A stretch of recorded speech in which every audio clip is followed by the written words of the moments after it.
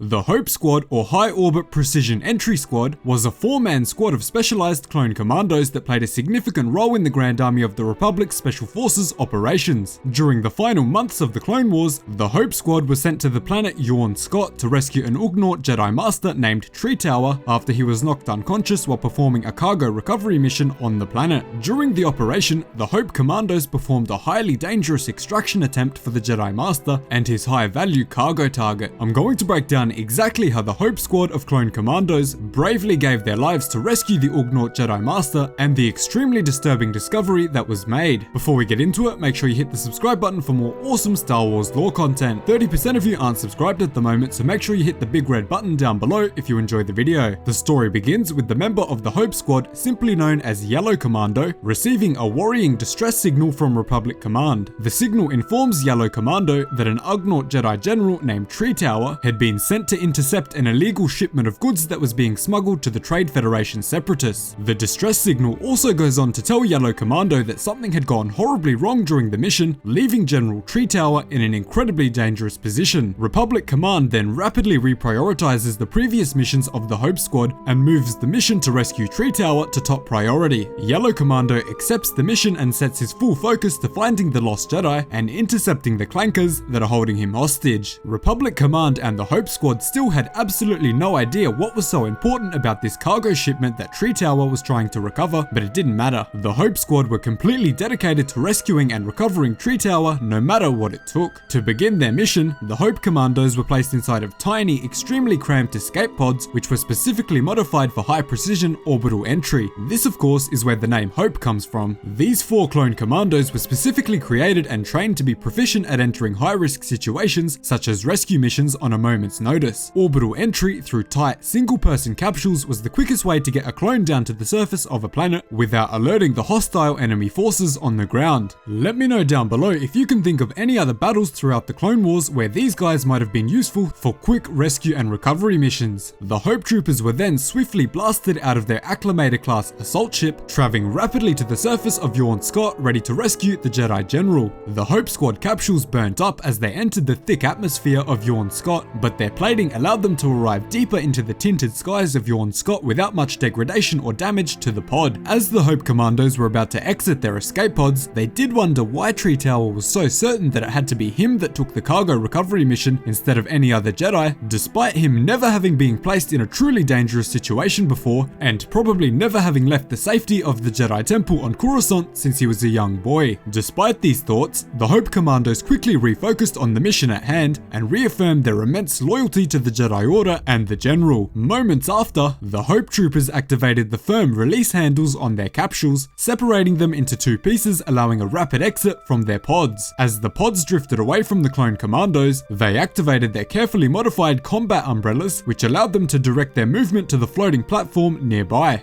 The combat umbrella is honestly one of the coolest pieces of clone equipment ever used in the Grand Army of the Republic. I wish we got to see it in action a few more times. As the Hope Troopers got near enough to the large metal platform, 2 separatist spider droids began to fire their high-powered blaster bolts at them. The Hope Troopers quickly pulled their own DC-17M blasters out and returned fire to the crawling spider droids, destroying them both in only seconds. These guys are absolutely awesome. Following the destruction of the spider droids, Yellow, Blue, and Orange Commando, the leader of the group, lands safely on the platform, while Green Commando is having slightly more trouble, still clinging to the safety of his combat umbrella. When each member of the squad has their feet placed firmly on solid ground, they perform a location sweep which informs them that the Ugnaught Jedi is located directly under the platform that they are standing on. Orange Commando reminds the group to maintain a strong level of caution because of how high above the ground they are before using their ropes to move down below the platform. As they are hanging high above the ground, they spot the unconscious Ugnaught Jedi, but are unable to take hold of him before a torrent of blaster bolts is fired towards them. A horde of B-2 jump droids are launched into the air with their modified jetpacks, and they begin to unleash a barrage of blaster fire on the Hope Commandos. The Commandos quickly return fire with their own blasters, but Green Commando and Blue Commando are unfortunately hit directly in the chest, causing them to lose grip of their grappling lines and plunge through the thick atmosphere of the planet. Green Commando likely had his body brutally burned up in the atmosphere or was crushed by the immense pressure of the gas giant. Blue Commando, on the other hand, is still alive and tumbling through the rough sky of Yorn Skot, but death is unfortunately also certain to come to this brave soldier. Really sad to see these two give their lives for the Jedi Master, but it is what they were born to do. Moments later, Yellow Commando was also squarely hit in the chest, causing him to tragically fall through the atmosphere, suffering the same dark fate as his two fallen brothers. Orange Commando is now the last remaining member of the squad, which forces him to leap into action, letting go of his rope and jumping onto the back of one of the B2 jump droids, stealing its jetpack. Orange Commando manages to ride the jetpack, avoiding incoming missiles and carefully maneuvering away from the incoming trap nets that were fired by the droids. After this, we tragically discover that Blue Commando did actually manage to save himself by grabbing one of the droid jetpacks, but unfortunately,